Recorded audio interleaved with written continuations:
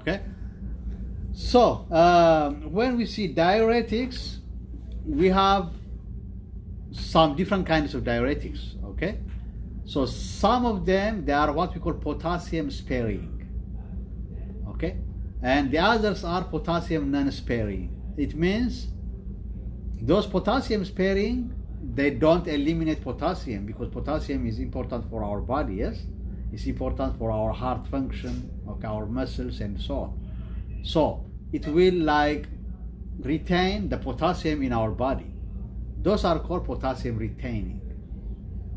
But those that eliminate potassium, they are called potassium non-retain. That means they don't retain potassium. So what will happen when you pee? The potassium will also be eliminated. Okay, so in those patients, what do you think they need to get? They need to get supplement of what? Potassium. They need to take always with that tablet what? A potassium pill. That is to replace the potassium that is being what? Eliminated through the urine. So we have potassium sparing and potassium non-sparing. So I will write here for you.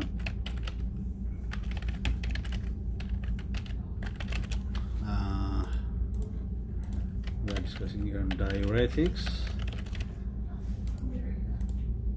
So here potassium, especially the potassium sparing one is what we call spironolactone.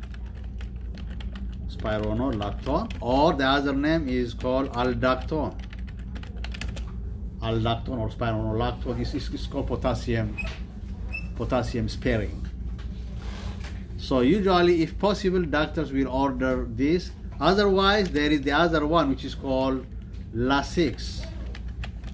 Lasix, this one is, it doesn't spare potassium. This is the commonest one even ordered, is this one, potassium non-sparing. So in this case, you have to give the diuretic together with what? Potassium what? Supplement, okay? Patient need to take it with potassium.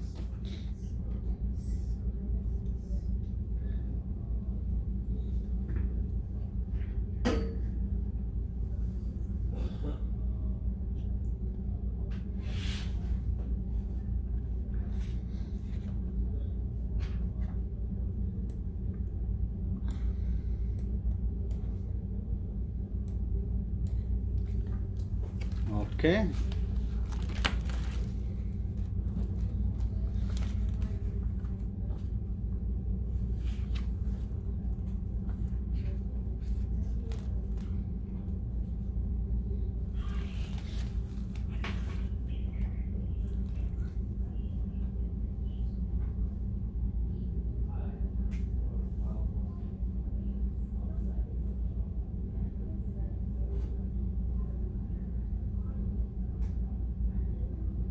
Okay, you don't need to spend time writing, because I can print out this one for you at the end. Yeah, you know that, yes? Okay. Okay, so you see, because of this question, you can also read the related part, which are beta blockers. What does this means on the table? If you see, SE inhibitors on page 27, angiotensin II receptor blockers and calcium channel blockers. Okay, that means these are the okay, and more stuffs are also on the next page. Renin inhibitors, alpha blockers, alpha beta blockers, central acting agents, and vasodilators. So all these are what? Classes of medications or drugs that are used to treat what? Hypertension. Okay? So that means you read all this part. As I told you on how you can study, like if you have a list of this, do what? Flashcards. If you do thiazide diuretic, on the back you write this before, and beta blockers you write, okay? For all these the medications you can write what you can do, like, okay, that is one area where you get about diuretics. Okay, now I will not discuss in all. Hi, how are you? I will not discuss on all of these detailed things. Okay, I am giving you a hint on how you go over the book and how to use the material. And if you go now, the other topic where you get diuretics is on page 103. Now go to page 103.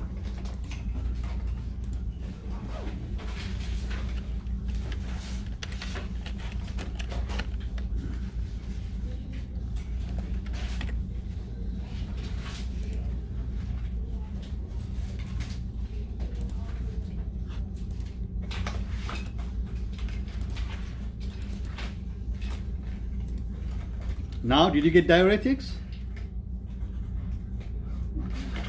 Okay. Now, Robin, can you read this part, only the diuretic part? Diuretics. Diuretics, also called water pills, are medication used to elevate the rate of urine excretion. Diuretic also decrease the volume of ECF, extracellular fluid, and are mainly used to promote the negative balance of ECF. Diuretics are used to treat a variety of conditions, including heart failure, hypertension, Liver cirrhosis. and certain kidney disease. As diuretic relieve the symptom of the condition by opposing sodium and water loss through the urine.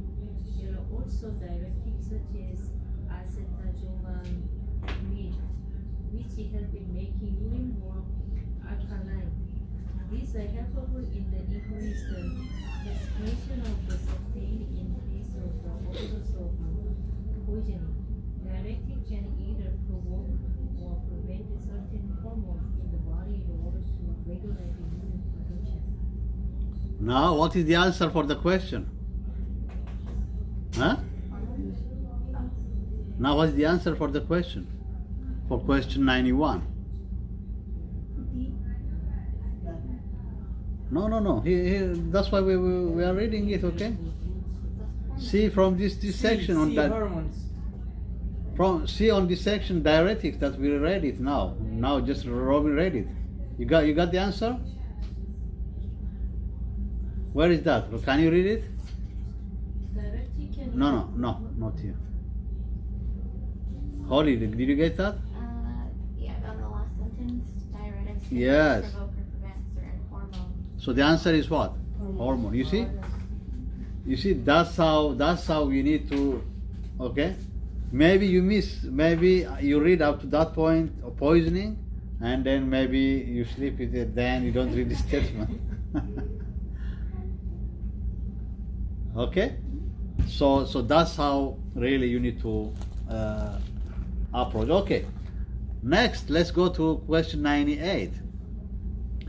Blood is supplied to the bones through all of the following except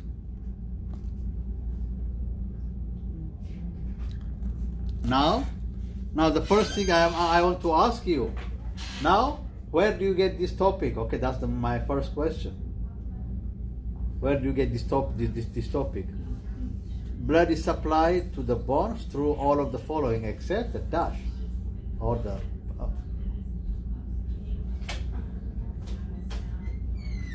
huh? Where do you get this? Which huh? Circulatory system. Okay, look, the question looks circulatory, but it's not in the circulation. It looks. It's skeletal system. Skeletal system, okay, and the bone, because it's talking about what? Bone. About bone. Now go and read bone. Where is bone chapter? Okay, this is chapter what? 7, page 62. Okay, so you go to page 62, the skeletal system. Can you see? You got it? That's the skeletal system. Now I don't know where it is now. You see everything. So if you don't know about the skeletal system, if you don't read, now you start reading the skeletal system. You see? For me, for example, okay, I highlight everything here. Can you see? Important things. Now what does it talk about? About what? Blood supply, yes? Can you see? Blood supply. Blood is supplied to the bones through all of the following except, yes?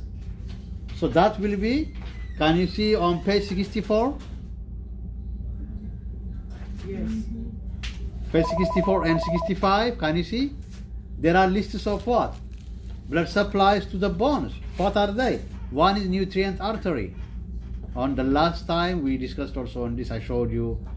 Okay, I will show you also now. One is nutrient artery. Two is what? Periosteal arteries. Three is what? Epiphyseal arteries. Four is what? Metaphyseal. So which one is remaining? Metaphysical artery. There is no metaphysical artery. Okay? Okay, so what does this mean? I will show you this, because always diagrammatically is really important to study these things.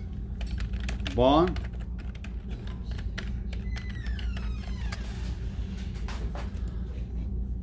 Okay, I think last time I showed you some things. You remember the different parts of the bones? Okay, wait, I want like the simplest form, not really the most complicated. Like, let's take this one.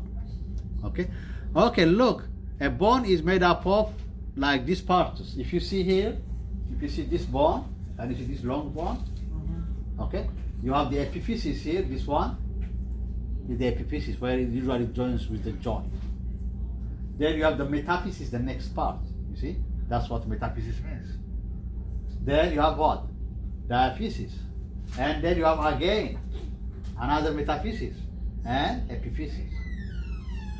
So you have epiphysis, metaphysis, diaphysis, the long part, the shaft part, the hard part, and you have what? Metaphysis and epiphysis. Okay? Got it? So, if you see here, can you see epiphyseal arteries? So epiphyseal arteries are here. Can you see this one? Can you see this one here? These arteries, they supply what? The epiphyseal part, this part. This part. The metaphyseal arteries, they supply what? The metaphysis, here and here. Okay? So the diaphyseal arteries, or we can say it as the periosteal arteries, because what is the periosteum? Periosteum is the layer of the bone that covers the bone. Like you have this part, yes? So there is periosteum is covering the whole layer. It's called periosteum. It's a hard cover that covers the whole like bone from top down. It's called periosteum. You know, peri means what?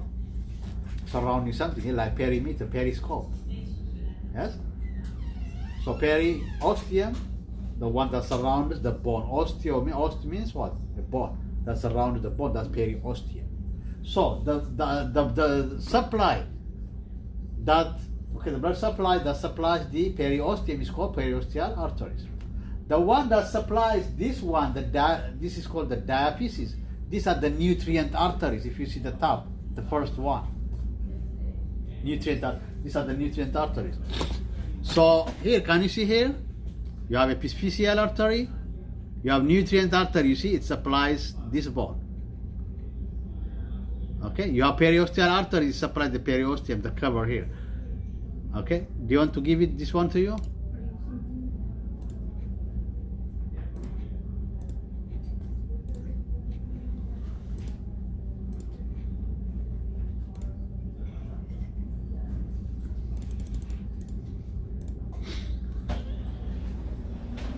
Okay, so that's how you approach how.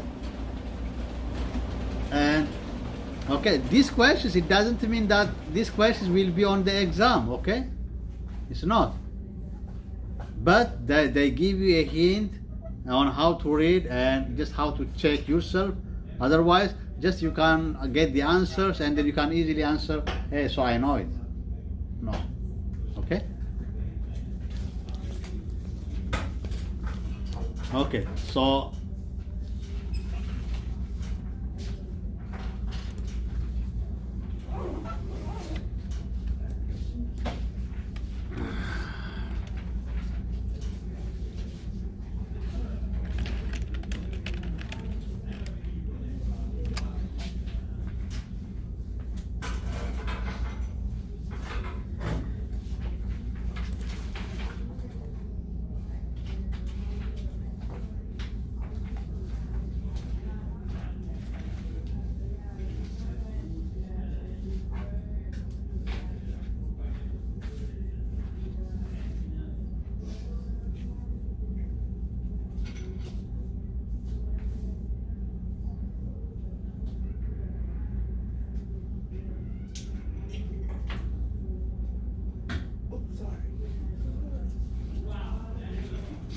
I will give you some kind of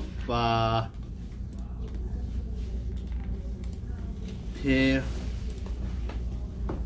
to label these ones. You don't need.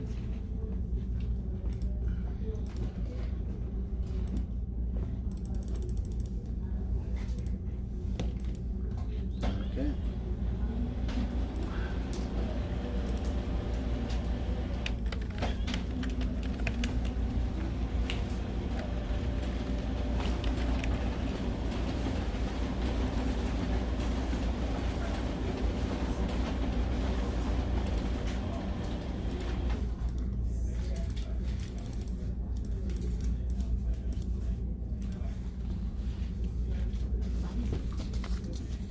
Okay, try to practice when you go home.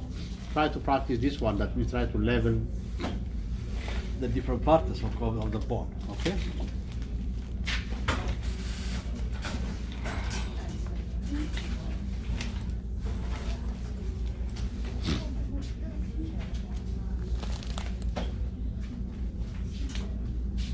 Okay, 99.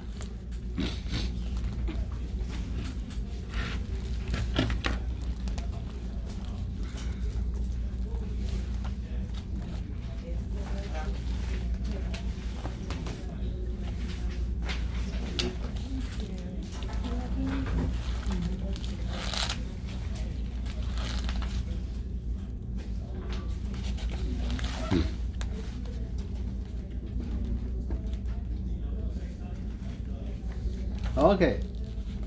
99. The question is what? Rifampin and isoniazid are drugs used to treat. If you ask me this, I mean I know it, okay? But for you, how do you approach? How do you approach now? It's difficult, yes?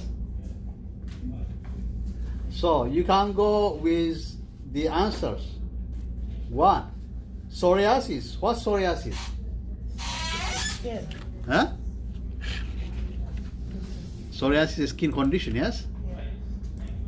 Okay. So how do you treat psoriasis?